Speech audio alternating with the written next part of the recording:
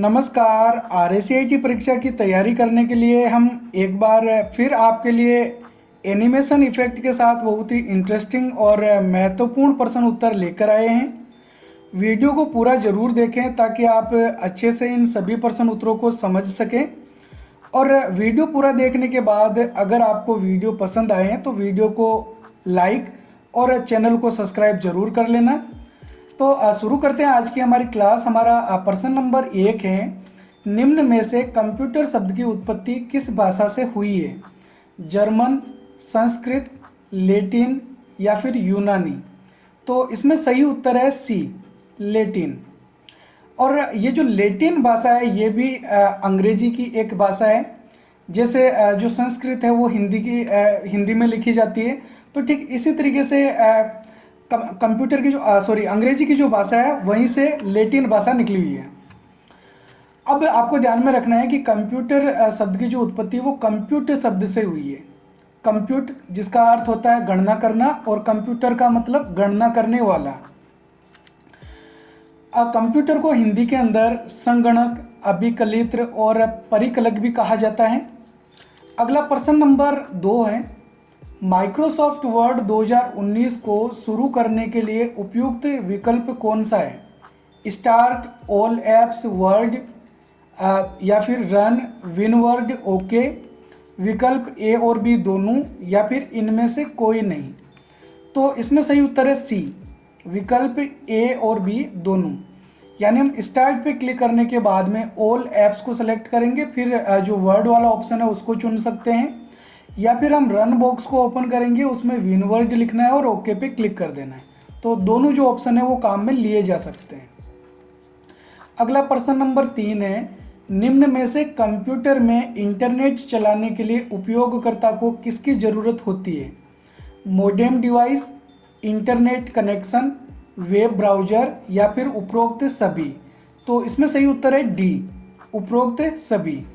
Modem device की भी ज़रूरत होती है, इंटरनेट कनेक्शन भी होना चाहिए, और इंटरनेट चलाने के लिए एक एप्लीकेशन सॉफ्टवेयर जिसका नाम है ब्राउज़र या वेब ब्राउज़र, वो भी होना चाहिए। अगला प्रश्न नंबर 4 है, नए पैन कार्ड आवेदन के लिए कौन सा फॉर्म भरना होता है? Form 16, form 49A, form 26AS, form 15G? तो इसमें सही उत्तर है बी, फॉर्म 49A नया पैन कार्ड आवेदन करने के लिए किया जाता है। जब हम NSDL की वेबसाइट पे आते हैं और नया एप्लीकेशन आवेदन करते हैं तो यहाँ पे लिखा हुआ मिलता है न्यू पैन, और इंडियन सिटीजन के लिए कोष्टक में फॉर्म नंबर लिखा है फॉर्म 49A। तो पैन कार्ड तो आप सभी ने देखा होगा, ये इस प्रकार का डॉक्यूमेंट होता है जिसके अंदर एप्लीकेंट का नाम लिखा होता है, यानी कि जिसका भी पैन कार्ड बना हुआ, फादर नेम और डेट ऑफ बर्थ और पैन कार्ड के नंबर, सिग्नेचर और फोटो होती है। पैन कार्ड के नंबर जो हैं वो 10 डिजिट के या 10 अक्षरों के होते हैं, तो ये भी आपको ध्यान में रखना है। और पैन की फुल फॉर्म होती है परमानेंट अकाउंट नंबर, ये भी आपको याद रखनी है। इसके अलावा जो एरिया के रूप में पैन काम में लिया जाता है उसकी होती है पर्सनल एरिया नेटवर्क, ठीक है, वो भी पैन ही होता है, पैन, लैन, मैन और वैन।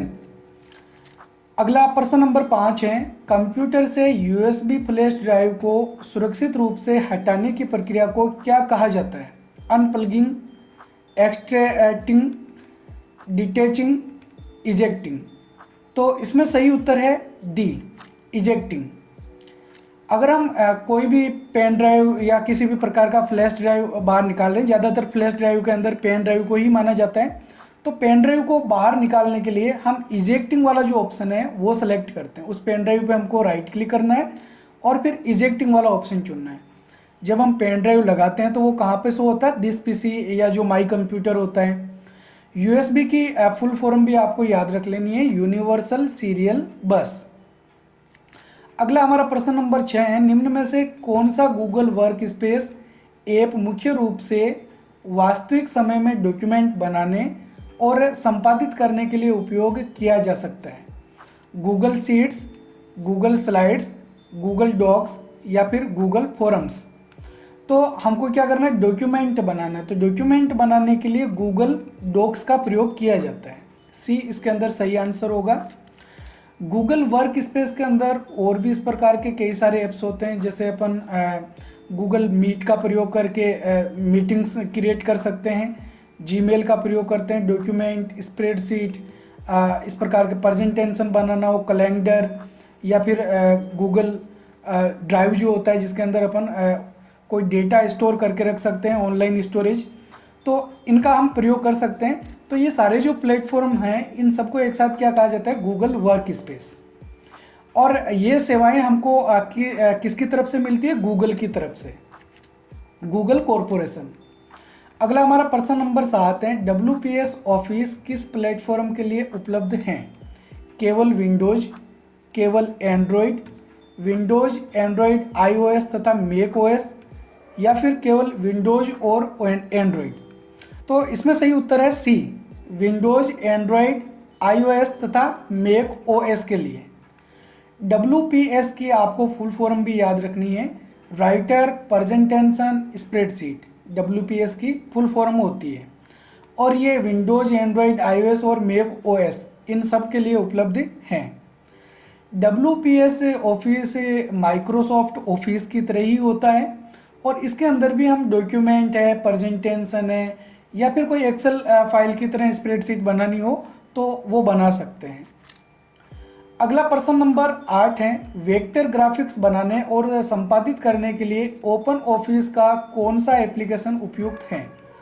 ड्रॉ, राइटर, कैल्क या फिर इम्प्रेस?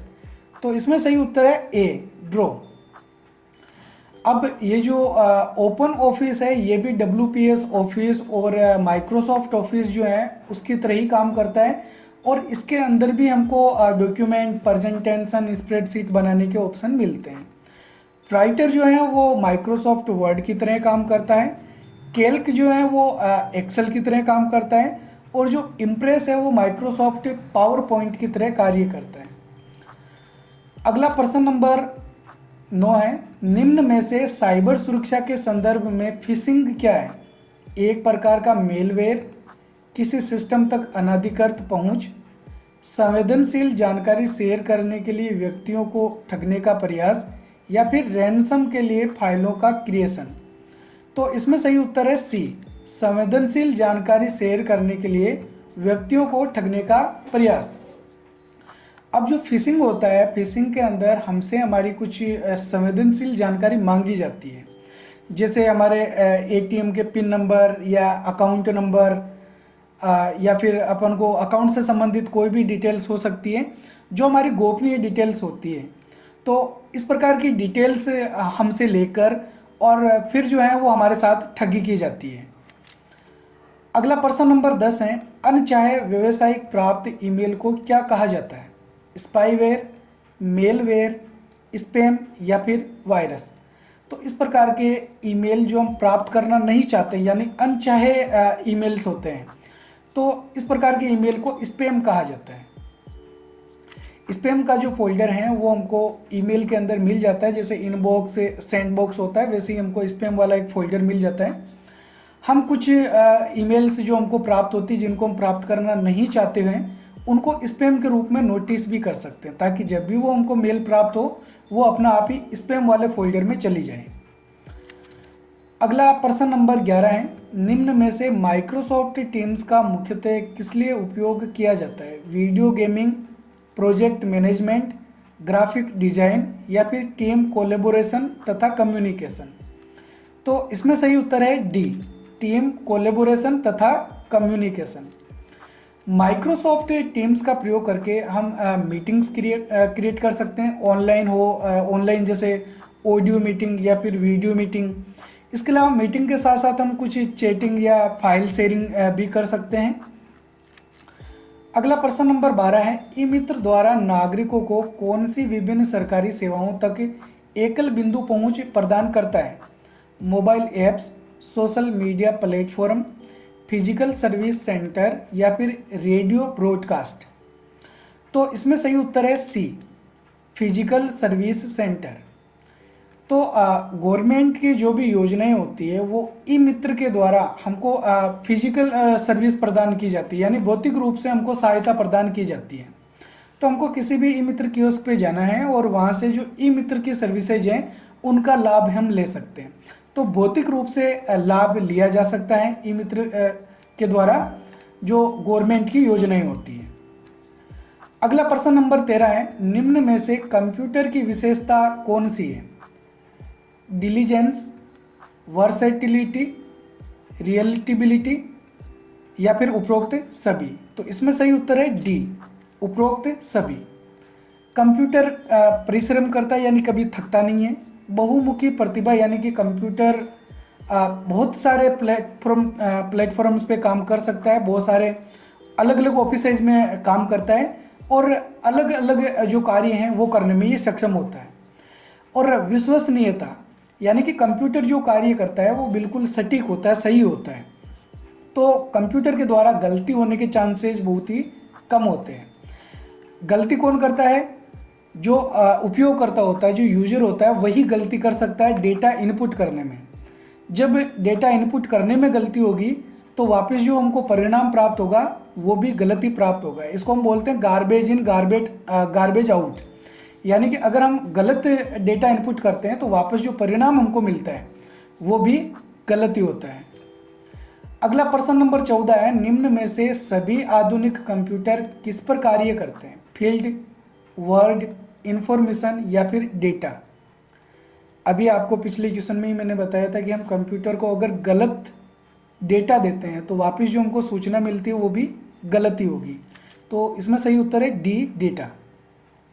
कंप्यूटर से कोई भी कार्य करवाने के लिए हम कंप्यूटर को डेटा देते हैं और कंप्यूटर डेटा पे प्रोसेस करने के बाद हमको वापस सूचना प्रदान करता है। कंप्यूटर द्वारा प्रोसेस करने योग्य उपलब्ध सभी प्रकार की सामग्री को डेटा कहा जाता है। जब तक सूचना पे प्रोसेसिंग नहीं होती है तब तक वो सूचना डेटा होती है, और जैसे ही उस डेटा पे प्रोसेसिंग हो जाती है कंप्यूटर के द्वारा, वो जो डेटा है वो सूचना में परिवर्तित हो जाता है। अगला प्रश्न नंबर 15 है, गूगल वर्क स्पेस में जीमेल का मुख्यतः क्या कार्य होता है? Video conferencing, email communication, document creation या फिर फाइल स्टोरेज। तो सही उत्तर है इसमें बी, ईमेल कम्युनिकेशन। तो ये तो आप सभी को पता ही है। ईमेल कम्युनिकेशन यानी ईमेल भेजने प्राप्त करने के लिए सबसे ज़्यादा जिस प्लेटफॉर्म का यूज किया जाता है वो है Gmail.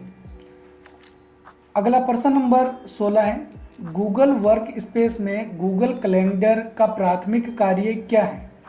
Document collaboration, email communication, event को शेड्यूल तथा ऑर्गेनाइज करना, प्रेजेंटेशन क्रिएशन।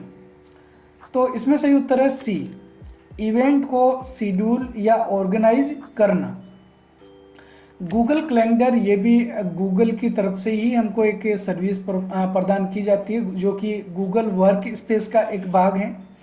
इसके द्वारा हम कुछ शेड्यूल बना सकते हैं कि हमको ये कार्य इस समय करना है, तो एक रिमाइंडर हमको भेज दिया जाता है और हमको पता चल जाता है कि हमको इतनी तारीख को या इतनी बजे ये कार्य करना है।